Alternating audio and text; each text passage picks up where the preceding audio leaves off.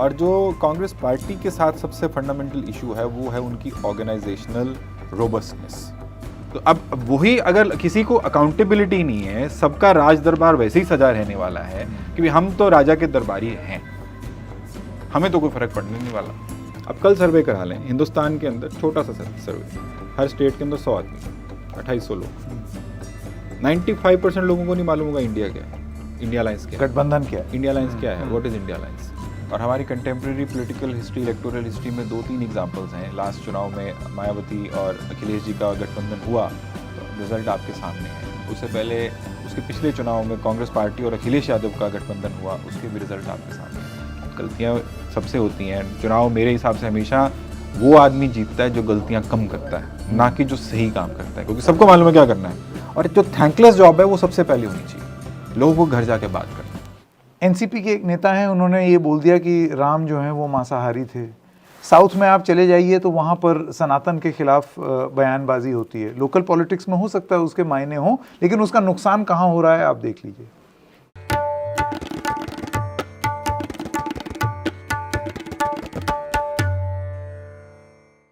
नमस्कार, the red mic में आपका स्वागत है। मैं हूं संकेत उपाध्याय।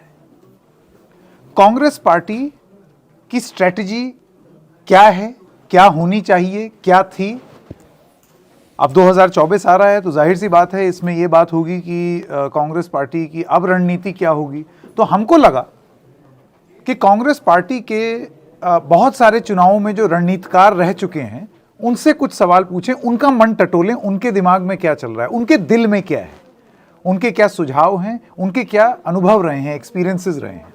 तो हमारे साथ अब हैं नरेश अरोड़ा जी। आपका बहुत बहुत स्वागत। सबसे पहली बात तो द रेड माइक में thank you so much for giving us time. Congratulations first of all your new enterprise. It looks very fascinating और Really? लग रहा है कि आप अच्छा कर रहे हैं बहुत कम समय में। बिल्कुल बिल्कुल बिल्कुल, लोगों का आशीर्वाद रहा है नरेश जी। और हमारा मंत्रा ये रहा है कि बात जो सही हो, लोकप्रिय नहीं, लोकप्रियता के पीछे हम लोग नहीं भागते, बात सही होनी चाहिए।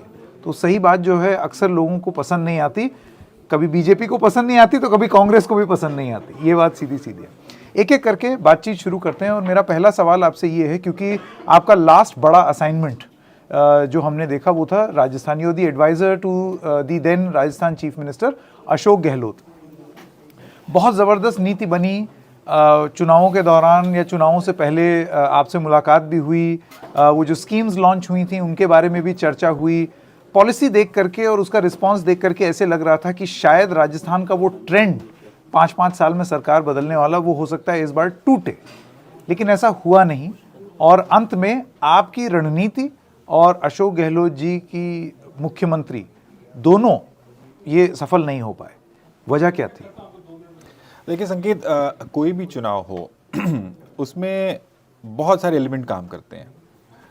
उसमें पार्टी का एक बहुत बड़ा रोल होता है, उसमें अगर आप सत्ता में हैं तो सरकार का बहुत बड़ा रोल होता है, उसके मुखिया का बहुत बड़ा रोल होता है, उसकी संचार नीति का बहुत बड़ा रोल होता है। बहुत फैक्टर मिलके एक चुनाव की कैंपेन को या चुनाव के रिजल्ट को इन्फ्लुएंस करते हैं। हमारे पास जो मैंडेट थे या हमने जो वहाँ पे 1 साल काम किया, जब तक सरकार थी, जब तक board of model code of conduct नहीं था, तो सरकार को एडवाइस किया, सरकार के साथ मिलकर काम किया, उसके बाद पार्टी के साथ मिलकर काम किया। पर आप कुछ फंडामेंटल इश्यूज को एड्रेस करने में समय लगता है।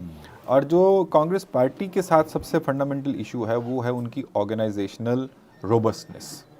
क्योंकि ऑर्गेनाइजेशन एक ऐसी चीज़ होती है, क्योंकि देखें चुनाव पार्टी जीतती है, सरकार चुनाव नहीं जीत सकती। सरकार के नाम पे वोट मांग सकती है पार्टी, पर वोट जब सत्ता आपका मॉडल कोड ऑफ कंडक्ट लगता है उसके बाद पार्टी का रोल चालू होता है और पार्टी को उस रोल में वोट मांगना रहता है। और पिछले 1 दशक से जिस तरह से चुनाव अब लड़े जाते हैं, वोटर की वोट की वैल्यू और अहमियत मैं समझता हूँ बढ़ गई है। वोटर को खुद को अपने वोट की अहमियत मालूम हुई है कि मेरे वोट की अहमियत क्या है। पहले क्या होता था कि एक अखबार घर में आती थी, घर का सबसे बड़ा आदमी उस अखबार को पढ़ता था, अपने व्यू पॉइंट से उस पर एक निर्णय लेता था, ये सही है ये गलत है। सब परिवार उसकी बात को सुनता था और उसमें आगे उस पर वोटिंग होती थी। आज हर आदमी संचार के माध्यम से खुद लैस है और वो अपनी ओपिनियन खुद बनाता है। अब आपका role as a political party, पहले एक आदमी को इन्फ्लुएंस करना था, अब एक घर में 4 वोट है तो 4 गुना बढ़ गया। तो आपकी स्ट्रेंथ भी 4 गुना बढ़नी चाहिए, आपका उसके प्रति अप्रोच भी 4 गुना आगे होना चाहिए, जो मैं समझता हूँ कि अभी कांग्रेस पार्टी नहीं कर पाती है। कांग्रेस को इसमें करने के लिए अपने आप को रिविजिट करने की ज़रूरत है, क्योंकि कांग्रेस, ये बार बार मैं सुनने को मिलता है, हमें कांग्रेस वालों से भी सुनने को मिलता है कि हम कभी भी कार्डर बेस्ड पार्टी नहीं रहे।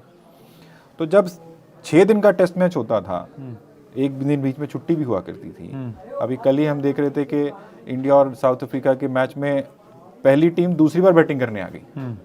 तो फास्ट पेस में चीज़ चलती है, गेम्स के रूल्स नए लिखे जा रहे हैं, उस तरह से पार्टी को भी आगे बढ़ने की आवश्यकता है। कांग्रेस पार्टी इस राजस्थान के चुनाव में, जो कि पिछले 40 साल में कोई पार्टी रिपीट नहीं कर पाई, कांग्रेस बीजेपी दोनों रिपीट नहीं कर पाए, रिपीट करने के कगार पे थी।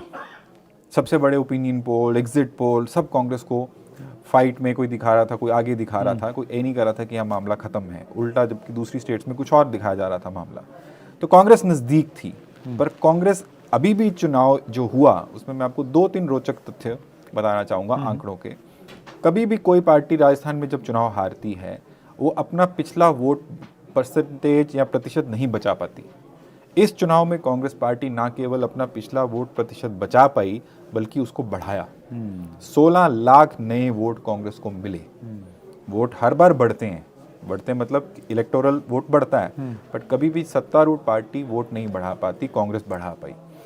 कांग्रेस 70 सीटें लाई, 22 सीटें कांग्रेस 5000 के अंदर के मार्जिन से हारी, 9 सीटें कांग्रेस 1000 के मार्जिन के अंदर से हारी। मैं उस डिफरेंस को जब एनालाइज करके देखता हूँ टीम के साथ, तो मैं देखता हूँ कि 60 से 70 हज़ार वोट कांग्रेस को और चाहिए था, तो रिजल्ट कुछ डिफरेंट रहता। अब वो 60-70 हज़ार वोट आएगा कैसे? वो 60-70 हज़ार वोट के लिए वोटर को पोलिंग बूथ पे लाने का तंत्र, प्रायोजन, ये पार्टी का काम है। ये पार्टी उसके लिए सशक्त होनी चाहिए, पार्टी की अप्रोच उस तरह से होनी चाहिए कि हमें वोटर को उस पे लेके आना है, क्योंकि कांग्रेस का वोटर एग्रेसिव वोटर नहीं होता। कांग्रेस को वोटर को एक स्ट्रॉन्ग पुश चाहिए होता है वोट पोलिंग बूथ पे जाने के लिए, और उसके लिए पार्टी के तंत्र का कोई आप सब्स्टिट्यूट नहीं कर सकते। पर नरेश जी, मुझे ये बताइए, बतौर रणनीतिकार, क्या आपको ये चीज़ पहले से पता नहीं थी कि कांग्रेस का वोटर जो है वो इतना एंथुजियास्टिक नहीं होगा या इतना मोटिवेटेड या चार्ज नहीं होगा, और हम जो भी स्कीम कर रहे हैं, जो भी कर रहे हैं, ultimately you are a poll strategist. तो चुनाव के नतीजों के आधार पर आपका भी, जैसे कंपनीज में होता है ना की रिजल्ट एरिया, आपका भी वही था। तो ये चीज़ आपको पहले नहीं पता थी या ये बाद में ही पता चली? नो, बिल्कुल पता थी, इसमें नहीं कह सकते कि नहीं पता रहती है। पर आप संकेत जी, जो हमारा वहाँ पे जर्नी शुरू हुआ, वो 9 महीने का जर्नी था। उसके अंदर हमने जो सरकार की स्कीमें, महंगाई राहत कैंप, जो गेम चेंजर सब बोलते हैं, उसके जरिए एक नया वोट बैंक, लाभार्थी वोट बैंक हर कॉन्स्टिट्यूंसी में क्रिएट किया था, जो कहीं पे 5000 था, कहीं पे 7000 था, कहीं पे 10,000 था। हम उस पर बहुत आश्वस्त थे, और आश्वस्त हम भी थे, आश्वस्त कैंडिडेट भी थे, आश्वस्त पार्टी भी थी कि ये जो पार्टी की जो बीच में जो अगर उसमें कहीं पे भी कड़ी कोई कमजोरी रहेगी तो ये उसको भरपाई करेगा, जिसने किया भी। कांग्रेस को अगर 1,55 लाख वोट मिले हैं, 1,50 लाख वोट मिले हैं, तो वोट तभी मिल पाए हैं कि लोगों ने आके वोट डाला है, चाहे वो पार्टी के सहयोग से डाला हो, चाहे वो लाभार्थी की बेनिफिट से डाला हो। बट कुछ जो फंडामेंटल ऑर्गेनाइजेशनल चीज़ें हैं, उसको आगे लेके जाने में समय चाहिए। वो आप 2 महीने में, 1 महीने में नहीं शुरू कर सकते हैं। आप उसके ऊपर बैंडेड लगा सकते हैं, बट उसको ठीक करने के लिए या उसको सशक्त करने के लिए तो पार्टी का प्रायोजन पार्टी को ही करना है। मैं दोबारा से ये बात दोहरा रहा हूँ, तो ये जो पार्टी को करना है, ये चीज़ आपने जब आप कह रहे थे कि मुझे पता था, ये हम लोगों को पहले से ही मालूम था, तो आपने ये पार्टी से इस बारे में चर्चा नहीं की या गहलोत साहब से या पार्टी के तंत्र से? बिल्कुल चर्चा कि भाई हमारे एफर्ट्स वेस्ट हो जाएंगे अगर आप मोबिलाइज नहीं कर पाए। बिल्कुल ये चर्चा रहती थी, हर फोरम पे चर्चा रहती थी, बट हर किसी you can not bye time with money. कुछ चीज़ों के लिए कुछ समय चाहिए रहता है। जैसे कर्नाटक में 2 साल काम हुआ, कर्नाटक में मेंबरशिप हुई, कर्नाटक में पार्टी के सत्ता में ना होने के बावजूद पार्टी के कार्यकर्ताओं को समय समय पर डीके शिव कुमार के माध्यम से काम दिए जाते रहे, और पार्टी उसमें आप बेसिकली कह सकते हैं ट्रेन हो सकी, क्योंकि आपको कुछ इंसेंटिव चाहिए। और राजस्थान की स्टेट एक ऐसी स्टेट है जहाँ पे ये मान के चला जाता है कि भाई अब सत्ता जाएगी ही, रोटी तो पलटेगी ही, और उस माहौल में आपको पार्टी के कार्यकर्ताओं को उत्साहित भी करना है, प्रेरित भी करना है, और उसको काम भी करवाना है, तो इसके लिए समय चाहिए। वहीं 2 साल का समय रहता तो उसमें बिल्कुल काम और better पार्टी हो का अंतर्कलह जो हो रहा था वो कितना बड़ा कंट्रीब्यूटिंग फैक्टर था? सकता। अब पार्टी का जो अंतरकलह है वो तो सचिन पायलट और अशोक गहलोत। नहीं, मेरे को नहीं लगता कि सचिन पायलट ने पार्टी को जिताने के लिए कोशिश नहीं की। ये एक ओपिनियन रह सकती है कि कौन और क्या कर सकता था, वो तो हर आदमी, मैं भी सोचता हूँ कि हम और क्या कर सकते थे, अशोक जी भी सोचते हैं और क्या कर सकते थे। तो ये अपना अपना एक पर्सपेक्टिव है। जहाँ तक मेरे ख्याल से सब लोग साथ जीतना चाहते थे। काम जिसको जो कांग्रेस पार्टी ने, एआईसीसी ने दिया, उन्होंने सबने करने की कोशिश की। उसके अंदर हो सकता है सब लोग चाहते हो कि हम और बेहतर कर सकते थे इन द हाइंडसाइट। ये तो हो गई राजस्थान की बात। आपने कर्नाटक के बारे में भी बात किया, और जो दर्शक, for the people who do not know, मैं ये बता दूं कि नरेश जी जो हैं वो कर्नाटक की जो ज़बरदस्त जीत हुई कांग्रेस पार्टी की, उसके भी रणनीतिकार थे। हिमाचल में जो जीत हुई उसमें भी नरेश जी रणनीतिकार थे। इसके अलावा आपको क्या लगता है अब आगे जो बड़ा चुनाव आ रहा है? देखिए, ये 3 स्टेट्स तो कांग्रेस पार्टी हार गई, तेलंगाना लेकिन जीती, और वो ऐसी बम्पर जीत हुई जिसने कई लोगों को चौंकाया भी। जैसे कि आपको पता है भारतीय जनता पार्टी बहुत तगड़ा प्लान बना रही थी वहाँ पर। ग्रेटर हैदराबाद म्यूनिसिपल कॉरपोरेशन में तो उन्होंने जिस तरीके का तंत्र उतारा, ऐसे लग रहा था कि जैसे बंगाल टाइप का एक माहौल रिपीट होते हुए देखेगा। But the Congress swung back. 2024 के लिए नरेश अरोड़ा जी, आपको क्या लगता है, जिस तरीके से अभी इंडिया गठबंधन है या जिस स्थिति में है, जो मुझे नहीं लगता बहुत अच्छी स्थिति है, उसमें आपको क्या लगता है क्या किया जा सकता है? देखिए, पहले तो ये जो इंडिया गठबंधन से मुझे कुछ ज़्यादा आशा नहीं है। अच्छा। मैं ऐसा मानता हूँ कि ये गठबंधन बहुत लेट है। वोट ट्रांसफ़र एक पार्टी से दूसरी पार्टी को होना हिंदुस्तान में बहुत टाइम लगता है उस बात के लिए। और हमारी contemporary political history, electoral history में 2-3 एग्जांपल्स हैं। लास्ट चुनाव में मायावती और अखिलेश जी का गठबंधन हुआ, तो अब रिजल्ट आपके सामने है। उससे पहले उसके पिछले चुनाव में कांग्रेस पार्टी और अखिलेश यादव का गठबंधन हुआ, उसके भी रिजल्ट आपके सामने है। Vote transfer is not an easy thing. आप खुद की पार्टी में, कांग्रेस पार्टी राजस्थान में चुनाव लड़ रही थी, 6 गारंटी दे रही थी। 6 गारंटी को कांग्रेस पार्टी तक पहुंचाने, कांग्रेस पार्टी के कार्यकर्ताओं, कांग्रेस पार्टी के कैंडिडेट्स को पहुंचाना एक मशक्कत का काम था। तो आप ये मान के चलें कि अगर एक पार्टी को दूसरी पार्टी को बताने के नहीं, तो मुझे नहीं, इसको वोट डालो, हम लोग साथ लड़ रहे हैं, तो ये बहुत लंबा प्रोसेस रहता है। इसके लिए समय चाहिए रहता है, क्योंकि पहले नेताओं को अपने ऑफिस बेरर्स को बताना है, ऑफिस बेरर को कार्यकर्ता को बताना है, कार्यकर्ता फिर पब्लिक को बताएगा जाके। इतना लंबा चेन है, उसके लिए समय चाहिए रहता है, जो मुझे लगता है कि समय में ये लेट चल रहे हैं। दूसरी बात ये है कि 1+1 इज नेवर 2 इन पॉलिटिक्स, कि आपने ये सीट छोड़ दी, वो सीट छोड़ दी, उसमें आपको होगा। और तीसरी बात है कि वोटर, जैसे मैंने पहले आपको बताया कि वोटर बहुत सशक्त हो चुका है। और सशक्तता कहाँ से आई? इन्फॉर्मेशन से। इन्फॉर्मेशन जिसके पास रहती है वो मान के चलता है कि हाँ मुझे तो मालूम है, उसके बेस पे उसका अपना विवेक चलता है, विवेक से वो अपने आप को सशक्त मानता है। उसी सशक्तता के कारण वोटर भी देखता है कौन जीतेगा, कौन जीत सकता है। आप चाहे सत्ता विरोधी भी हो, जो भी सत्तारूढ़ हो, चाहे वो कैंडिडेट है, इनकम्बेंट है, उसके अगेंस्ट हो, पर फिर भी आप देखने चलते हैं मेरा वोट वेस्ट तो नहीं है। तो आज सबसे पहली आवश्यकता कांग्रेस पार्टी को, या अगर गठबंधन का एक कॉमन कैंपेन रहने वाला है, ज़रूरत है वोटर तक ये बात आज ही बतानी कि आपको कांग्रेस या गठबंधन के लिए वोट डाल के क्या मिलने वाला है। पहला सवाल। नंबर 2, जो भारतीय जनता पार्टी का पिछले 10 साल का इलेक्टोरल मैकेनिज्म रहा, उसके अंदर आपने बात पहले भी बहुत बार सुनी होगी कि उन्होंने 3-4 चीज़ों का कॉम्बिनेशन बना के वोटर को अपने साथ जोड़ने की कोशिश की। बट कॉमन पॉइंट मैं उसमें ये देखता हूँ कि जब वोटर वोट डालने जाता है चुनाव में, राष्ट्रीय चुनाव में या किसी भी चुनाव में, आज उसका माइंडसेट ये हो चुका है कि वोट का ये बटन दबाने का, ईवीएम पे बटन दबाने में मुझे क्या मिलने वाला है। जरूरी नहीं है कि उसको कोई फ्रीबी चाहिए, जरूरी नहीं है कि उसको किसान निधि चाहिए, जरूरी नहीं है उसको 500 का सिलेंडर चाहिए। क्या वो नेशनलिज्म में कंट्रीब्यूशन कर रहा है? क्या वो किसी पर्टिकुलर आइडियोलॉजी को कंट्रीब्यूट करके अपने आप को मान रहा है कि मैं भी इसका कंट्रीब्यूटर हूँ? बट वोटर को इंडिविजुअलिस्टिक बेनिफिट की लालसा है। कांग्रेस पार्टी को ये बताना पड़ेगा। कांग्रेस पार्टी ने पिछली बार भी न्याय स्कीम अनाउंस की थी, पर वो क्यों नहीं आगे चल पाई? हालांकि उसी के वेरिएंट्स कांग्रेस ने अलग अलग स्टेट्स में यूज़ किए और काफ़ी सक्सेसफुल भी हुए, जहाँ जहाँ पे कांग्रेस चुनाव अच्छे से लड़ पाई। पर आज भी कांग्रेस पार्टी या किसी भी अलायंस के गठबंधन का कोई नैरेटिव देखने को नहीं मिल रहा, जबकि इतनी सारी मीटिंग्स की बात होती है। पहली बात तो मैं ये चाहता हूँ कि होनी चाहिए मेरी समझ में। दूसरी बात है कि आपको ये डिसाइड करना आपकी पिच क्या है। अभी एक ज्वलंत मुद्दे की बात चल रही है कि 22 जनवरी को क्या होने वाला है, उसके बाद क्या होने वाला है, उसके क्या होने वाला है। आपके पास भी तो, आप भी तो किसी चीज़ में विश्वास रखते हैं। मान लीजिए आपने जातिगत जनगणना में विश्वास है आपका, क्या आप उसकी रोज़ बात कर रहे हैं? क्या आप उसके बारे में ग्राउंड पे लोगों को सचेत करने की कोशिश कर रहे हैं? क्या आपने ये पिछले 3 चुनाव या 4 चुनाव के अंदर भी उस मुद्दे पे बात की? आपने कोई एनालिसिस करके देखने की कोशिश की कि यह मुद्दा हमारा वहाँ पे कितना रेजोनेट कर पाया, नहीं कर पाया? मान आपने मुद्दा चुन लिया ना, अब चुन लिया तो उसके ऊपर आपको बैटिंग करनी पड़ेगी, रादर देन कंप्लेनिंग कि भाई the other party or other player is batting on a different pitch. You prepare your own pitch. Who's stopping you to prepare your pitch? So you need to decide that these are my agendas. This is what I'm going to pursue. और ये हमारा narrative है। Voter को, कांग्रेस को या कांग्रेस के alliance को vote डालने से ये मिलने वाला है। आप अपनी पिच पे बैटिंग करें, आपको रिजल्ट बेटर मिलेंगे। आप कह रहे हैं कि आपको ज़्यादा उम्मीद नहीं है इंडिया गठबंधन से, और उसके बाद आपने एक फहरिस्त थमा दी कि ये चीज़ें होनी चाहिए। आपको लगता है समय है? और एक और सवाल मैं ये पूछना चाहता हूँ, कांग्रेस पार्टी के लिए रणनीति बनाने वाला रणनीतिकार अगर इस तरीके से कांग्रेस पार्टी के लिए बोल रहा है, तो आपको ये नहीं लगता है कि मतलब 4 सवाल आपसे भी पूछे जाएंगे देखिए कि आपने कैसी रणनीति बनाई है? देखिए 24 के चुनाव में तो मेरा भी कोई रोल नहीं है। आपने मेरे से सवाल पूछा कांग्रेस को क्या करना चाहिए, तो मैंने उसके बारे में आपको बताने की कोशिश की।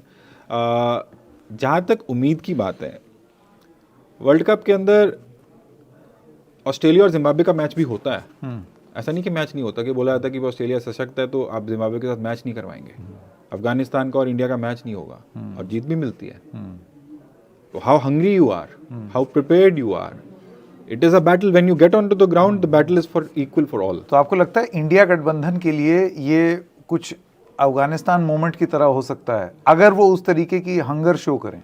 बेटर हो सकता है, बेटर हो सकता है, बट वोट तो पब्लिक को डालना है ना। आप बंद कमरों में मीटिंग करके वोट, पब्लिक से बात नहीं कर रहे हैं। आप कल सर्वे करा लें, आपकी नई ऑर्गेनाइजेशन है, आप कल सर्वे करा लें हिंदुस्तान के अंदर, छोटा सा सर्वे, हर स्टेट के अंदर 100 आदमी का, 2800 लोग। 95% लोगों को नहीं मालूम होगा इंडिया क्या है, इंडिया अलायंस क्या है, गठबंधन क्या है, इंडिया अलायंस क्या है, व्हाट इज इंडिया अलायंस। जब आपके इंडिया अलायंस के बारे में चर्चा नहीं है ग्राउंड पे, आप जितनी मर्जी मीटिंगें कर लें, आपको वोट तो पब्लिक से लेना है, पब्लिक से जुड़ने की बात होनी चाहिए। अभी मैं देख रहा था कि भारत जोड़ो यात्रा वर्जन 2 स्टार्ट हो रहा है, न्याय यात्रा, भारत न्याय यात्रा। अब that is a step to connect with people on the ground. आप अपनी बात रखेंगे, कोई आपसे सहमत होगा, कोई आपसे सहमत नहीं होगा, पर आपको बात रखने की कोशिश बदस्तूर जारी रखनी चाहिए, कंसिस्टेंट रहना चाहिए। वो कंसिस्टेंसी दिखी है कांग्रेस पार्टी में? और अभी हम कांग्रेस की बात कर रहे हैं और घटक दलों की नहीं। आपको लगता है वो कंसिस्टेंसी है? और हो सकती है, कंसिस्टेंसी और हो सकती है, और कंसिस्टेंसी ग्राउंड पे चाहिए। क्योंकि ये देखिए, ये एक थैंकलेस जॉब होती है। पार्टी, लोगों के घर जाना, इसको कोई मॉनिटर नहीं कर रहा, इसको किसी, इसमें कोई रिवॉर्ड रिकग्निशन नहीं है, ये थैंकलेस जॉब है। बट वो थैंकलेस जॉब किसी को तो करना पड़ेगा।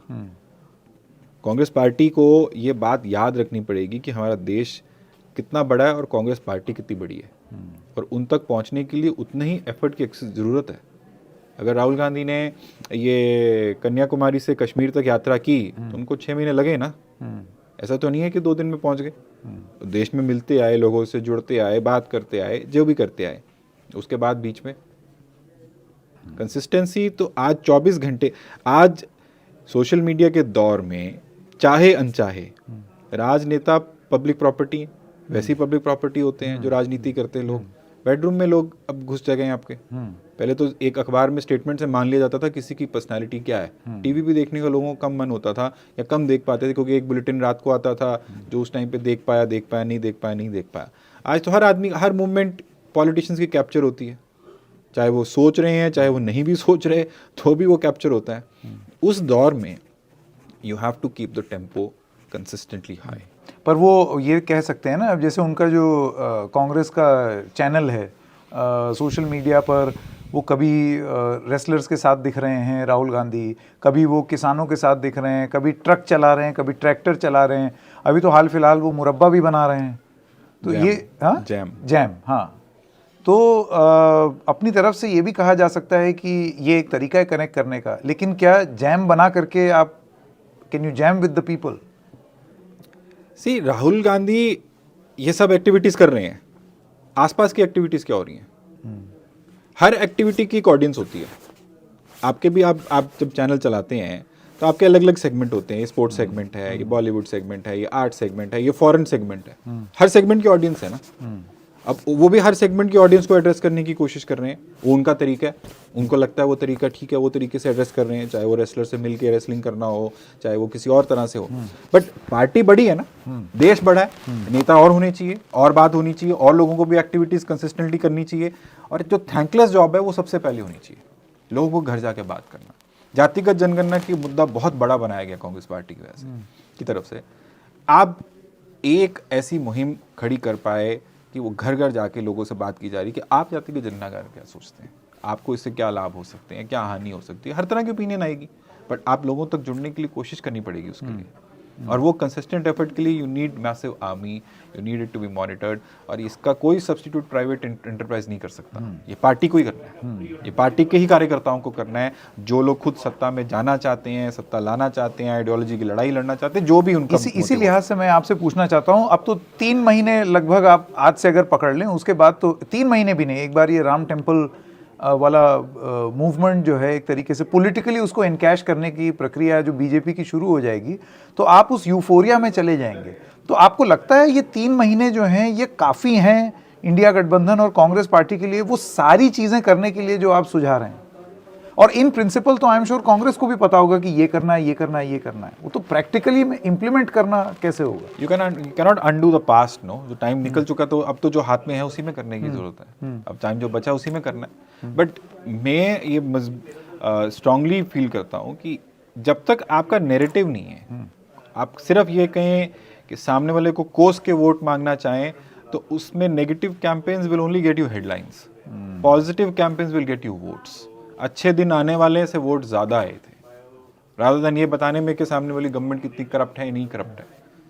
और उसी पिच पे कांग्रेस से भी चुनाव लड़े और जीते हैं जब पॉजिटिव बात करते हैं और समय से रहत करते हैं, समय पर सहित नरेश जी, न्याय यात्रा जो है, न्याय स्कीम जो है, वो तो एक बड़े पॉजिटिव चीज थी, फिर भी कांग्रेस हार गई। समय चाहिए, और बड़ी दर्दनाक हार हुई। समय चाहिए होता है। There is no substitute to time, you cannot buy time with money. That is why if the Nyay scheme would have been a year-long process in which every section would have been taken along, consulted, advocated, propagated, then I'm sure the results would have been different, because no one said that Nyaya was a bad scheme. Even the opponents couldn't criticize it that it was a bad scheme.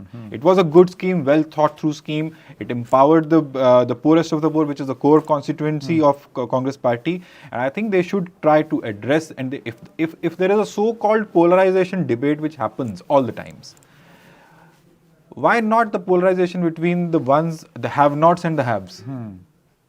That is where the Congress's key constituency has always been, and still Congress gets the votes from there more rather than from the ones who are better off. न्याय scheme के लिए आपने कहा time, हम लोग बात कर रहे हैं 2-3 महीने की ही, तो क्या ये टाइम काफ़ी है? तो डिपेंड करता है कि कांग्रेस किस तरह से कैंपेन करके कोशिश करती है बात पहुंचाने की। बट जितना समय है अब उतने में करना पड़ेगा। तो आपको लगता है कि अब अगर करना शुरू किया और वो बिल्कुल एकदम जिसे कहते हैं ना ब्लिट्सक्रीग जिसे कहा जाता है, तो आप अपने लॉसेस को कट कर सकते हैं, ना कि आप हरा ही डालें? आपको लगता है अभी, क्योंकि टाइम की बात पर आपने इतना जोर दिया, तो मैं उसी बात को आगे ले जाऊं। See, Congress has very less to lose in this election. There is a narrative that the election is a foregone conclusion, कि इस चुनाव में तो चुनाव ही नहीं होने वाला।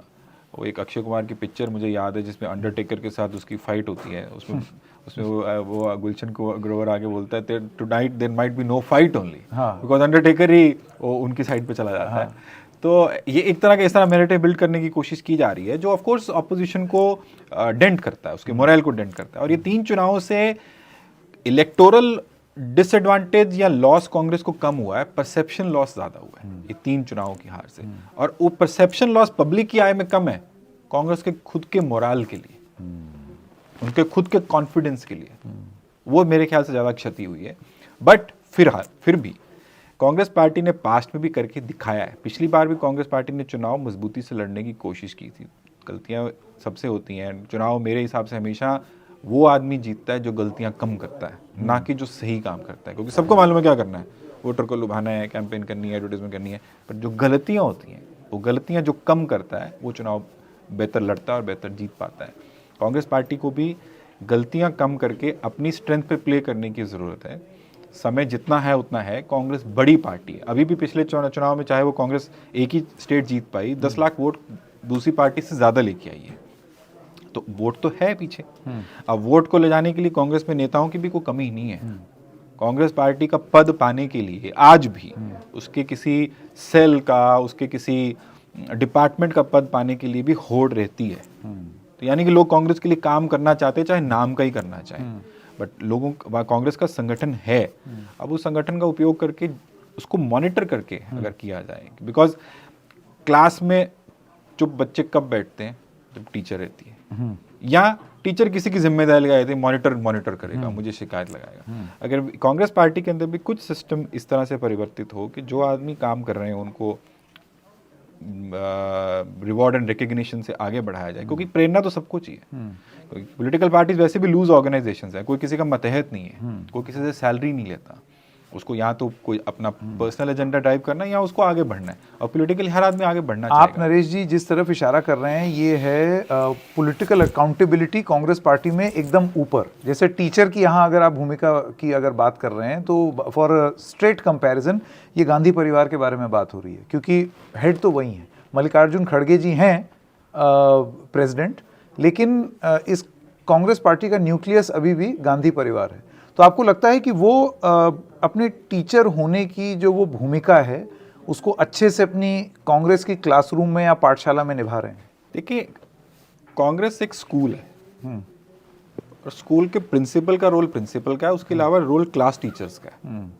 क्लास टीचर्स को चुनने का काम प्रिंसिपल का है। तो गांधी परिवार गांधी परिवार प्रिंसिपल है, जिनका काम ये टीचर्स को चुनने का है। रिजल्ट का अगर अकाउंटेबिलिटी है पहले टीचर की होनी चाहिए। हाँ, टीचर को चुनने की अकाउंटेबिलिटी प्रिंसिपल की हो सकती है, पर टीचर का काम है कि तुम्हें अपनी क्लास का रिजल्ट 100% लाना है या बेहतर रिजल्ट लेके आना है। अब क्योंकि एक प्रिंसिपल सब सब्जेक्ट का धनी नहीं हो सकता, सब सब्जेक्ट्स के ऊपर मास्टरी नहीं हो सकती, सब क्लास नहीं चल सकती, सब सेक्शन नहीं चल सकते, सब यू नीड टीम। तो टीम की सिलेक्शन जो है वो उनकी जिम्मेदारी है, और जब टीम को एक बार सिलेक्ट कर लिया गया, जैसे कि अभी कांग्रेस ने रीऑर्गेनाइजेशन की आपने, अब उनका काम है आगे लाना, बट उनसे अकाउंटेबिलिटी लेनी चाहिए। ये नहीं होना चाहिए कि भाई आप मेरे पसंदीदा हो, मैं उसका पसंदीदा हूं, तो आपने एक चुनाव वहां हारा तो अब आप वहां चले जाओ, अब वो दूसरे ने यहां चुनाव हारा तो वहां चले जाओ। अब ये तो मेरे ख्याल से पूरे दुनिया में कहीं नहीं होता कि आप अंडर परफॉर्म करते रहो और आपको चांस फिर भी मिलता रहे, और खासकर लंबे टाइम तक। आप ठीक है, no one is successful in first attempt, very seldom people are, and you learn from your failures more than from successes, but there has to be accountability. And if you have conceded that these are your principles, these are the nucleus of your this is your family, so then if they are selecting the people, now those people need to be held accountable, and the holding of accountability is the responsibility of the principal. आपको लगता है कांग्रेस में एक और समस्या ये है कि हर टीचर अपने आप को प्रिंसिपल समझ बैठता है? नहीं, मैं कहूँगा और प्रिंसिपल साहब जो हैं वो वॉक पे निकल जाते हैं। नहीं, मैं उल्टा इसमें थोड़ा सा इत्तेफाक उल्टा करूँगा आपसे कि कांग्रेस पार्टी सबको मालूम है हमें प्रिंसिपल नहीं बनना, हमें टीचर बनना है, पर टीचर बनना प्रिंसिपल को खुश करके है, ना कि काम करके। प्रिंसिपल को भी ये देखना है कि वो टीचर मेरा पसंदीदा इसलिए टीचर है कि टीचर ने मेरे को काम करके रिजल्ट ला के दिया कि उसकी क्लास के बच्चे पास हुए हैं, और किसका रिजल्ट बेटर आया। आपकी इसमें मतलब कोई रॉकेट साइंस नहीं है, इसमें कोई स्ट्रैटेजिस्ट की जरूरत नहीं है, सिंपल बात है। Sanket Upadhyay is a star anchor, he has to get promotion, he has to get prime time. इसमें कहाँ है रॉकेट साइंस, बताइए आप। और बाकी लोग जो सीख रहे हैं, अब संकेत भी आगे बढ़ना चाहेंगे कि भाई मैं सिर्फ ये नहीं करना चाहता, मैं कुछ और करना चाहता हूँ, तो पीछे की जो नर्सरी है उसको डेवलप करना आपके ऑर्गेनाइजेशन के हेड का काम है। So this is simple thing. This reorganization, I mean the last reorganization when it happened, when massive reorganization happened, so Ahmed Patel was alive at that time. So it so happened that when the list was announced, though he would have been the person who would have been very key advisor to get the appointments done, तो list में और वो सब साथ बैठे हुए थे, तो लिस्ट आई, तो समझदार जैसे वो थे चतुर, तो बोले जरा पढ़ के बताइयो। पता उनको है, सब लिस्ट उन्होंने बनाई, तो मैंने वो लिस्ट उनके लिए पढ़ी। तो वो लिस्ट जब खत्म हुई तो मेरे को पूछे तेरा क्या ओपिनियन है इसके बारे में। मैं कहा मेरा ओपिनियन वही है, सेम का सेम, चेंज का चेंज। आप इसमें आदमियों के नाम बदल सकते हो, अप्रोच जब तक नहीं बदलोगे, उसमें नाम जितने मर्जी बदल लो, नरेश, रमेश, सुरेश, राकेश, जो मर्जी कर लो, आपको सोच जब तक नहीं अपन बदलेंगे। तो उन्होंने मेरे से फिर उस टाइम पे थोड़ी सी डिबेट की कि सोच का क्या पर्पस है, तो मैंने अपने व्यूज़ वहाँ पे दिए। ये व्यूज़ तब भी वही थे और आज भी वही हैं। और किसी आप अगर सड़क पे भी किसी आदमी जो कांग्रेस पार्टी को रिमोटली भी जानते हैं आपसे पूछेंगे तो सब सेम ही बात कहेंगे। और आप इस फहरिस्त को देखें अगर जो अभी आई, उसको देख के आपको खुद ही मालूम पड़ जाएगा कि ये नाम बदले हैं, एक सिर्फ स्टेट्स बदले हैं, नाम सेम है। तो अब वही अगर किसी को अकाउंटेबिलिटी नहीं है, सबका राज दरबार वैसे ही सजा रहने वाला है कि हम तो राजा के दरबारी हैं, हमें तो कोई फर्क पड़ने नहीं वाला, तो आप गए नहीं गए की बात है। और जो लोग फिर उस दौरान एक्स्ट्रा मेहनत करते हैं, क्योंकि पार्टी के लिए काम करना कोई आसान काम नहीं होता। मैं जब इस लाइन में आया था, या मैं बचपन से सोचता था मुझे राजनीति में जाना है, जब मैं इस लाइन में आया और जितना मैं इस लाइन में और डीप काम करता रहा, मेरा राजनीतिक ना बनने का, राजनीतिज्ञ ना बनने का प्रेरणा दृढ़ होती गई कि मैं नहीं बन सकता, क्योंकि इट्स नॉट ईजी जॉब। हमें बाहर से लेकर लगता है कि क्या करते हैं, ये क्या करते हैं, ऐसा हर एक की ओपिनियन है। बट जो लोग इसमें काम करते हैं उनको अपनी फैमिली से भी त्यागना है, उनको नेटफ्लिक्स भी नहीं देखने को मिलनी है। आज की डेट में तपस्या यही है, नेटफ्लिक्स ना देखनी मिले भी तपस्या है, ट्रैवल करना है, मौसम है, खाना पीना है, लॉट ऑफ थिंग्स। और उसकी अहमियत तभी पड़ती है जब आपको नहीं मिलती है। आपने एक चीज़ बोली जिससे मुझे एक सवाल मन में आया। आपने बोला कि अगर दरबारी वही रहेंगे, बस आपकी हाँ, आपका विभाग चेंज होता रहेगा। इसकी तुलना अगर आप बीजेपी से करें, वहाँ हम देखते हैं बहुत ही वायलेंटली बदलाव होता है। जैसे कि मतलब अब आप ये आर्ग्यू कर सकते हैं कि ये तो इन्होंने अपना आदमी इंस्टॉल कर दिया और दिल्ली सत्ता पर काबिज है राज्यों में, लेकिन वो बदलाव होते हुए दिख रहा है। जैसे कि राजस्थान के नए मुख्यमंत्री, अब वो आप उसके मेरिट्स पर आप डिबेट कर सकते हैं, फर्स्ट टाइम एमएलए उठा करके आपने इतना बड़ा स्टेट दे दिया। हरियाणा के मुख्यमंत्री, महाराष्ट्र में जो हुआ, छत्तीसगढ़, मध्य प्रदेश, तो आपको लगता है ये उस तरफ इशारा करता है जैसा आप समझ रहे हैं, या इसमें और जो आप कह रहे हैं एक फर्क है? I am talking about BJP के बदलाव। देखिए, पहले मैं ये बीजेपी ने जो इस बार चीफ मिनिस्टर अपॉइंट किए 3, उसके ऊपर आपको एक बात बताना चाहता हूँ कि मेरे समझ से बीजेपी ने 2-3 मैसेजेस दिए। पहला मैसेज उन्होंने दिया अपनी एजिंग काडर को, क्योंकि आप 10 साल से सत्ता में, जो आदमी 10 साल पहले आपसे जुड़ा था एज ए कार्यकर्ता, वो 10 साल बूढ़ा हो गया, 10 साल आगे आ गया, एक जनरेशन होगी, 10 साल में जनरेशन बदल जाती है, तो मैं उसको एजिंग काडर मानूंगा। क्योंकि आप जितनी मर्जी बड़ी पार्टी है, जितनी मर्जी बड़ी सरकार है, आप सबके लिए सब कुछ नहीं कर सकते। किसी को चंद 0.01% को ही सत्ता का लाभ मिलता है, बाकियों को सिर्फ लालसा रहती है कि इसको मिला मुझे भी मिलेगा। पर 10 साल बहुत लंबा टाइम होता है, लोगों के बच्चे बड़े हो जाते हैं, शादियाँ हो जाती हैं, तो उनका कार्डर भी एजिंग था। अब नया कार्डर भी लाना है, क्योंकि बीजेपी आज कल की तो सोचती नहीं है, बीजेपी तो 5 साल आगे की प्लानिंग पहले करती है, कल की बाद में सोचती है।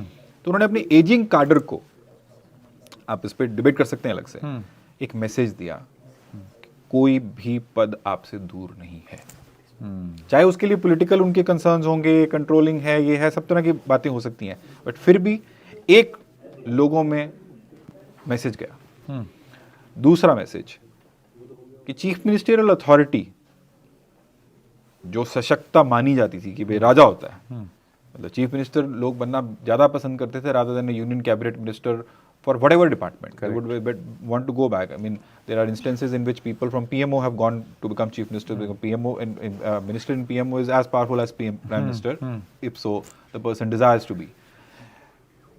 तो उन्होंने ये मैसेज एक दिया कि भाई अब चीफ ऑपरेटिंग ऑफिसर्स रहेंगे, पॉलिसी निर्णय यहाँ पे होंगे।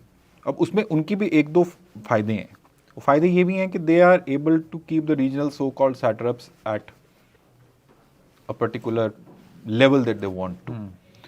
तीसरा मेरे हिसाब से जो एक और मैसेज पॉलिटिकल गया है, जो इनके 2-3 स्ट्रॉन्ग चीफ मिनिस्टर्स हैं, यूपी, असम एटसेट्रा, ये उनको भी एक मैसेज दिया उन्होंने कि तुम भी बदले जा सकते, this is how it works here now.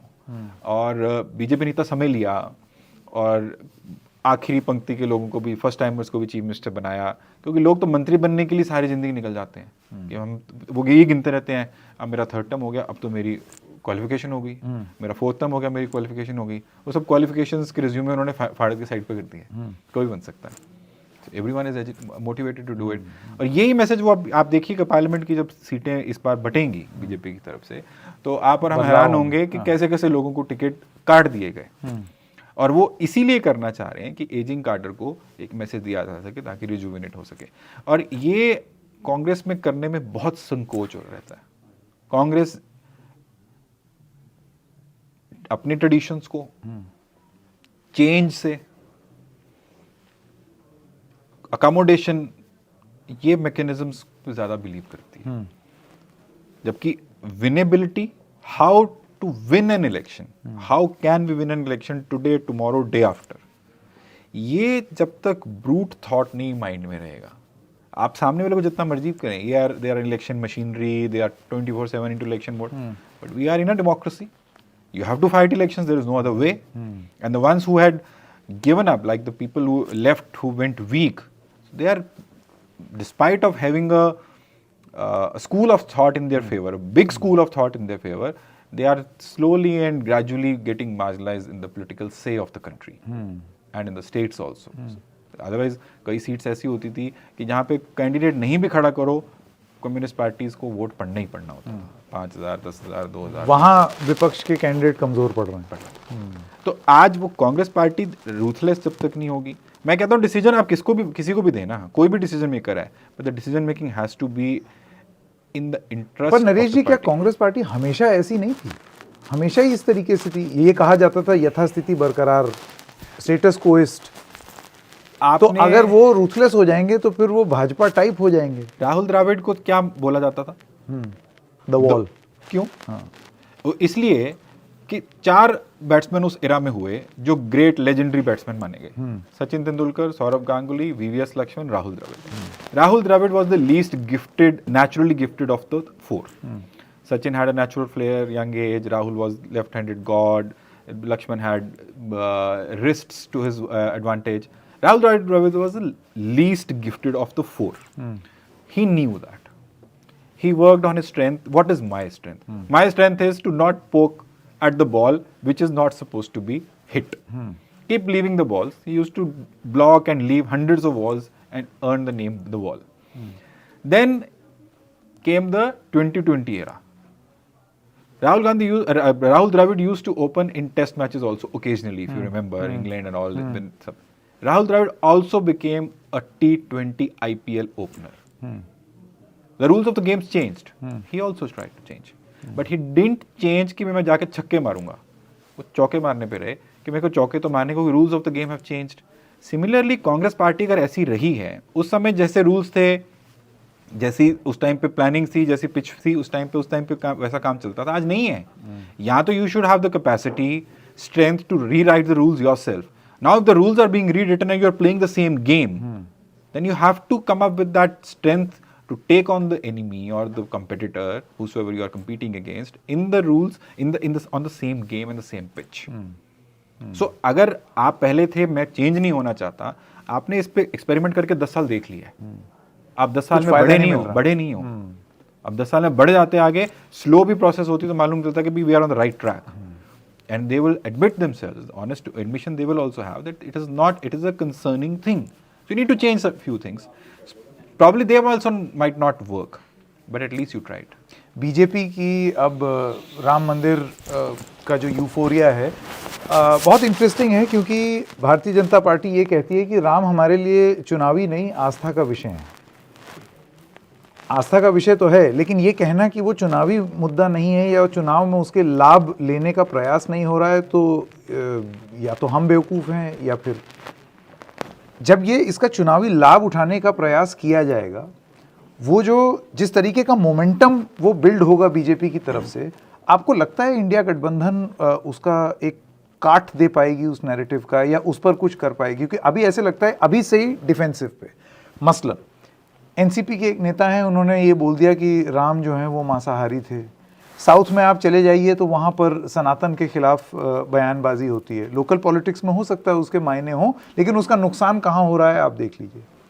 इस पर आप क्या कहेंगे? मैं संकेत जी आपसे पूछता हूँ कि राम मंदिर की मूवमेंट सबसे बड़ी हिंदुस्तान में कब हुई थी?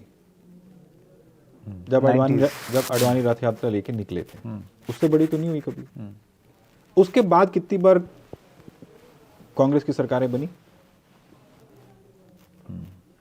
तो आप इस बात को क्यों मान के चलते हैं कि एक आस्था का विषय है, आपके लिए भी है, मेरे लिए भी है। मैं बहुत बड़ा राम भक्त हूँ। मेरे को अगर कोई पाठ करना आता है तो सिर्फ राम के नाम का करना आता है। आस्था का विषय हर एक के लिए है। आप मेरे हिसाब से बीजेपी से ज़्यादा कांग्रेस या ऑपोजिशन जो है वो उसको मुद्दा बनाने की कोशिश करती है, उसके बारे में बार बार बात करके कि भाई ये इलेक्शन मुद्दा बन रहा है, इलेक्शन मुद्दा बन रहा है, इलेक्शन मुद्दा बन रहा है। मान लेते हैं बन रहा है, मान लेते हैं कि बीजेपी उसको इलेक्शन मुद्दा बनाना चाह रही है। आप नहीं बनाना चाह रहे ना, आप अपना मुद्दा बनाइए। आपको कौन रोक रहा है? आप उनकी पिच पे जाके, वही मैंने जो बात आपको की, चुनाव गलतियां कम करने वाला जीतता है। आप जाके जैसे आप स्टेटमेंट्स की बात अभी कर रहे हैं, ये स्टेटमेंट्स से देने से आराम से बचा जा सकता है ना। तो ये वो गलतियां हैं जिनका आप जिक्र कर रहे हैं। जाहिर सी बात है, जाहिर सी बात है कि अगर आप किसी की स्ट्रेंथ के ऊपर बार बार आप उसकी स्ट्रेंथ पे जाके आप काम करने की कोशिश करोगे कि भाई एक आदमी को फुल टॉस, हर बॉल छक्का ही मारने वाला है, आप देते रहो फुल टॉस, तो फिर आप खाते रहो छक्के। आपके पास खुद की भी स्ट्रेंथ, चेंज ऑफ स्ट्रैटेजी होनी चाहिए कि नहीं मेरी स्ट्रेंथ यॉर्कर है, मैं तो यॉर्कर पे रखा हूँ, ये मेरा अच्छा, मेरी स्टॉक बॉल है, मैं स्टॉक बॉल से चलूंगा। आप उस स्टॉक बॉल से चल नहीं रहे, आप अपने हिसाब से चलने, उनके हिसाब से चलने की कोशिश कर रहे हैं और कंप्लेन भी उन्हीं को कर रहे हैं। तो आप खुद देखेंगे पॉलिटिकल डिबेट्स में, टीवी की चैनल्स की डिबेट्स तो अब देखने लायक रही नहीं, बट अगर कई बुले पड़ते बिसरे आपको दिख जाती है डिबेट्स, या आप सोशल मीडिया पर सुनने को मिलती हैं, तो उसमें अंदर आपको इन मुद्दों पे चर्चा करते हुए विपक्ष ज़्यादा दिखेगा। ये ऐसा कर रहे हैं, ये ऐसा क्यों कर रहे हैं, ये ऐसा पॉलिटिकल गेन करेगा। अरे भाई कर रहे हैं, करने दीजिए उनको। आपको पिछली बार भी 12.5 करोड़ वोट मिले थे, उससे पिछली बार भी मिले थे, इतने वोट से तो आप स्टार्ट कर रहे हो, इसके ऊपर ही बिल्ड करना है आपको। लेकिन इसी चीज़ पर राहुल गांधी खुद कहते हैं, उनका ये कहना है कि भाई सब चीज़ तो कैप्चर कर ली उन्होंने, मीडिया कैप्चर कर लिया, मीडिया में नैरेटिव कैप्चर कर लिया, तो अगर हम वहाँ जाकर के भी अपनी बात ना कहें तो हम अपनी बात कहें कहाँ? वो प्लेटफॉर्म कहाँ है हमारे पास? माफ़ करना संकेत जी, मैं आपको सवालों का जवाब सवाल से दे रहा हूँ। हाँ, बट आप मुझे बताएं, आप मीडिया में इतने लंबे समय से हैं, क्या मीडिया के पास अगर ऑपोजिशन की तरफ से नैरेटिव ऐसा हो जो आप निगलेक्ट या इग्नोर नहीं कर सकते, क्या आप नहीं दिखाएंगे? मैं तो स्टोरी के मेरिट पर स्टोरी दिखाऊंगा, अभी चाहे वो ऑपोजिशन का स्टोरी हो या ये नजरिया नहीं होता अपना स्टोरी सेलेक्ट करने मैं आपको एक हास्यास्पद उदाहरण देना चाहता हूँ। अभी राजस्थान के चुनाव में माननीय प्रधानमंत्री जी ने एक रैली में, पब्लिक रैली में, मैं रिपीट कर रहा हूं, पब्लिक रैली में अशोक गहलोत जी पे ये इल्जाम लगाया कि सारा मीडिया इन्होंने कैप्चर कर रखा है, सारा मीडिया इनकी स्टोरीज दिखाता है। अब आप इस सवाल का जवाब आपके पास खुद आ गया। आपके पास नैरेटिव बनाना, आपको पता होना चाहिए कि कौन सी चीज आपको रिकग्निशन, एक्नॉलेजमेंट बता सकती है, दिखा सकती है, मीडिया पिक कर सकता है, मीडिया इग्नोर कर सकता है कई चीज़ों को, ये अपना विवेक है, इस पर हम नहीं जाएंगे।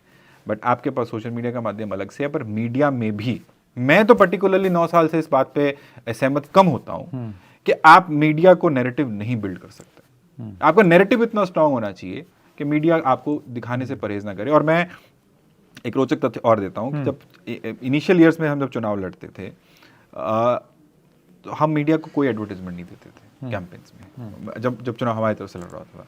सोशल मीडिया के जरिए ही, सोशल मीडिया की एक्टिविटीज़, और सोशल मीडिया पे एक्टिविटीज़ वो जो ग्राउंड से आती हैं। सोशल मीडिया अकेले का नैरेटिव आपको कोई चुनाव नहीं जा सकता। आप ग्राउंड पे कुछ हम कैसा कर रहे हैं जिस पर सोशल मीडिया आपको उस पर ट्रैक्शन मिले, उस ट्रैक्शन को मीडिया कवर करता था। और मेरे पास बहुत से ऐसे आर्काइव्स हैं जो बता सकती हैं कि मीडिया को नहीं बताया हमने, कोई प्रेस कॉन्फ्रेंस नहीं की, मीडिया को कुछ छापना पड़ता था अनचाहे हुए। तो अब ये बात से मैं सहमत नहीं हूँ। मीडिया का पक्षपात रह सकता है, वो भी ह्यूमन बीइंग है, वो भी धंधा करते हैं, वो भी सब बात करते हैं, बट आपका नैरेटिव अगर स्ट्रांग होगा, आपको कोई इग्नोर नहीं कर सकता। आपकी उनसे डीलिंग सही होनी चाहिए, आपकी उनके साथ रिलेशनशिप सही होना चाहिए, आपका उनके साथ एक्सेस सही होना चाहिए, आपका उनके प्रति सम्मान होना चाहिए। आप मीडिया हाउस कौन चलाते हैं या मीडिया में कौन लोग काम करते हैं, वो भी तो हिंदुस्तान के नागरिक हैं, वो भी तो अपना एक ओपिनियन रखते होंगे, उनको सैलरी मीडिया हाउस दे रहा है, बट वो इंडिपेंडेंट ओपिनियन तो वो भी रखते हैं, और उनके पास भी कांग्रेस बीट है, उनके पास भी आम आदमी बीट है, उनके पास भी ऑपोजिशन बीट है। आपका नैरेटिव इतना स्ट्रांग होना चाहिए। अगर आप बात ही सेम रिपीट कर रहे हैं तो आपकी एक बार दिखा देंगे, दूसरी तीसरी बार कौन दिखा। राहुल गांधी तो खुद प्रेस कॉन्फ्रेंस में बोल देते हैं कि आप सरकार की तरफ से मत बोलिए, दलाली मत करिए, मतलब इस तरीके से प्रेस कॉन्फ्रेंस वो करते हैं। आप इसको किस तरीके से देखते हैं? ये तो साफ लग रहा है कि कांग्रेस के एकदम एट द हेल्म एक ये संदेश देने की कोशिश है कि मत दिखाओ हमें, we will also hit back, हम भी आपको उतने ही जोर से पंच करेंगे जितने जोर से आप हमें इग्नोर कर रहे हैं। ये किस तरीके की नैरेटिव दिखती है? मैं राहुल जी के लिए तो नहीं बता सकता कि वो ऐसा क्यों बोलते हैं, बट मैंने ऐसा कभी कमी फेस किया है कि अगर कोई स्टोरी या कोई नैरेटिव ऐसा हो जिसमें मीडिया की रुचि हो सकती है या पब्लिक पर बात पहुंचाने में मीडिया को भी फ़ायदा है, तो कभी कोई आगे से कुछ मनाही हुई हो, और मुझे लगता है कि आपका नैरेटिव मजबूत हो तो इसमें कोई दिक्कत आती नहीं है। मैंने तो कभी फेस नहीं किया। तो आपको लगता है कि नैरेटिव कमज़ोर है अभी कांग्रेस पार्टी का, जिसकी वजह से कांग्रेस पार्टी देखिए, भारत जोड़ो यात्रा उन्होंने की, भारत जोड़ो यात्रा की चर्चा कौन से मीडिया में नहीं हुई? सब जगह हुई, बार बार हुई। 6 महीने अब आपने यात्रा की, 6 महीने यात्रा में आपके बहुत इवेंट्स हुए, रैलीज हुई और भी तरह की बातें हुई। पूरा नैरेटिव आपके पास था, आपकी बात में दम होना चाहिए। और भारत जोड़ो यात्रा कोई छोटा यात्रा नहीं थी, बहुत कठिन काम है, बहुत लंबा था, हर तरह का मौसम आपने सब देखा, बर्फ, बारिश, धूप, सर्दी सब देखा उन्होंने। आपका नैरेटिव मजबूत होगा तो क्यों चर्चा नहीं होगी? अब राहुल जी ने ये बात बोली ही जातिगत जनगणना की, खड़गे जी बात जातिगत जनगणना की बात करते हैं। जब पहली 2-3 बार 4 बार बात हुई, पूरी मीडिया ने कवर किया, उस पर पूरा बाकायदा डिबेट हुई, इंडिया अलायंस बना, पूरा इंडिया अलायंस को स्पेस मिला। उसके बाद मीडिया ने अपना नैरेटिव जैसे भी बनाने की कोशिश की हो। आप काम करेंगे तो कोई दिक्कत नहीं है उसमें। अभी भारत न्याय यात्रा करने जा रहे हैं, सबने लिखा उसके बारे में कि भारत यात्रा होने जा रही है। अब दूसरी तरफ भी एक नैरेटिव है, आपने एक तिथि चुनी, उनकी एक तिथि है, तो मेरे ख्याल से ये पॉलिटिकली अच्छा मूव है। आपको लगता है कि एक तरफ जब वो राम मंदिर को लेकर के एक नैरेटिव बिल्डिंग होगी बीजेपी की तरफ से, तो उसकी काट ये न्याय यात्रा हो सकती है? क्यों ये सवाल मैं इसलिए पूछ रहा हूँ क्योंकि एक बहुत प्रोमिनेंट सज्जन है, उनका ये कहना था कि कांग्रेस में उन्होंने एक चीज़ नोटिस की है कि जब जब कोई कठिन फैसला लेने का वक्त आता है या जब चुनौती आती है तो कुछ लोग वॉक पर निकल जाते हैं ताकि वो अनकंफर्टेबल सिचुएशन अवॉइड करें आप, ताकि आप ये दिखाएं कि भाई हम तो, अब आप सोचिए यहाँ पर ज़रूरत होगी कांग्रेस को ब्रेनस्टॉर्म करने की, लेकिन पूरी मशीनरी जो है वो वॉक पर कंसंट्रेट करेगी, और वो भी चुनाव के एकदम पहले। इस थॉट को आप किस तरीके से देखते हैं? देखिए, आपने पहले सवाल पूछा कि एक नैरेटिव बीजेपी का और एक कांग्रेस का, क्या ये एक दूसरे को आपस में मैच करता है, नहीं करता? तो मेरा उस पर जवाब ये है कि भारत न्याय यात्रा में जो मैंने पढ़ा, नौकरी की बात होगी, भारत न्याय यात्रा पे सोशल जस्टिस की बात होगी या सोशल इनजस्टिस के ऊपर बात होगी, इस तरीके के मुद्दों में बात होगी। आप मुझे बताएं, क्या ये मुद्दे बड़े मुद्दे हैं कि छोटे मुद्दे हैं? बहुत बड़े मुद्दे हैं। रोज इसमें इजाफा हो रहा है कि नहीं हो रहा? बिल्कुल हो रहा है। तो जब आपका मुद्दा बड़ा है, रोज उसमें लोग बढ़ रहे हैं, जो मंदिर की बात हम करते हैं उसके अंदर जिसकी राम के प्रति आस्था है, जिसने राम के नाम पे वोट डालना है, आप उसका वोट चेंज नहीं कर सकते। वो नंबर उतनी फास्ट ग्रोथ पे है, या जिनको इन एजेंडों से, इन मुद्दों से ज़्यादा त्रस्तता है, उनका नंबर ज़्यादा राइज पे है डेली बेसिस पे। राम मंदिर की जिन लोगों को अपेक्षा थी 90s से, 80s से, 2000s में जब भी थी, वो अपेक्षा आज वो लोग तो वही बैठे हैं जिनके राम के प्रति आस्था है, जिनके परिवार में राम की पूजा होती है, उनकी आस्था बरकरार रहेगी, वो आप नहीं बदल सकते। पर जरूरी नहीं है कि वो उस मुद्दे पे सिर्फ उसी मुद्दे पे वोट भी डालना चाहिए। बट अगर किसी के यहाँ नौकरी जाती है, किसी के यहाँ पे सोशल इनजस्टिस है, किसी के यहाँ महंगाई रोज त्रस्ता ला रही है, और हमें देखने को रोज मिलता है, हम चुनाव लड़ते हैं ग्राउंड पे, गांव में, देहात में, सब जगह पे ये चीज़ लगती है। हमने तो खुद महंगाई राहत कैंप लगा दिए थे, एक सरकार ने खुद मान के कि महंगाई है, उस पर राहत हम कैसे दे सकते, कैंप लगाए। तो ये मुद्दे बड़े मुद्दे हैं, इन मुद्दों के ऊपर चर्चा कैसे होती है, इस पे फोकस हटे नहीं, आप उसी मुद्दे पर डटे रहें, लोग जुड़ेंगे। पर आपको उनको अपने साथ जोड़ के रखने के लिए कुछ ऐसा प्रबंधन करना पड़ेगा कि वो आपसे फिर जुड़ें, तो आपके साथ जुड़े रहें और वो आपको वोट भी डालें। सिर्फ एकेडमिक कॉन्वर्सेशन तक भी बात सीमित नहीं रहनी चाहिए या मीडिया कॉन्वर्सेशन तक सीमित नहीं रहनी चाहिए। तो मुद्दे बिल्कुल मैच कर सकते हैं, कोई मुद्दा ऐसा नहीं बड़ी बात। आपको लगता है अभी भी 2-3 महीने में ये slog over type chance Congress और विपक्ष के पास है अरे कि भाई, वो अभी 5 crore plus vote Congress party लेके आई है अपने दम पे, बिना अलायंस के। अब मीडिया तो सब अलायंस के ऊपर खूब चर्चा कर रहा है, कांग्रेस पार्टी खुद अपने अपने बेसिस पे 5 करोड़ प्लस वोट लेके आई है। तो ऐसा कोई बात नहीं है कि मैच ओवर है, बट या ये बात जरूर है कि डिफिकल्ट है और आप बैकफुट पे हो, आप चुनाव हारने की वजह से और बैकफुट पे हो, और उनके पास हर प्रकार की एडवांटेज है। But adversity is the biggest opportunity, and bigger the adversity, bigger the opportunity. Your resolve has to be there, your will has to be there कि हमें ये काम करना है। जब तक ये हम कर नहीं लेते तब तक ये काम खत्म नहीं है। बीजेपी चुनाव का परिणाम बाद में आता है, अगली चुनाव की प्लानिंग पहले करती है या उससे पहले उसकी एक्टिविटी शुरू हो जाती है। सिर्फ प्लानिंग तक नहीं रहती है, क्योंकि प्लानिंग के बाद प्रिपरेशन भी है, प्रिपरेशन विद एग्जीक्यूशन है। So you have to see that where you are lagging, and the fundamental thing is to strengthen your organization. You need to get to the voter to a polling booth, and I think that is the biggest weakness that Congress party has. Naresh ji, वक्त देने के लिए आपका बहुत बहुत धन्यवाद। Thank you so much. Thank you. Good wishes. Thank you.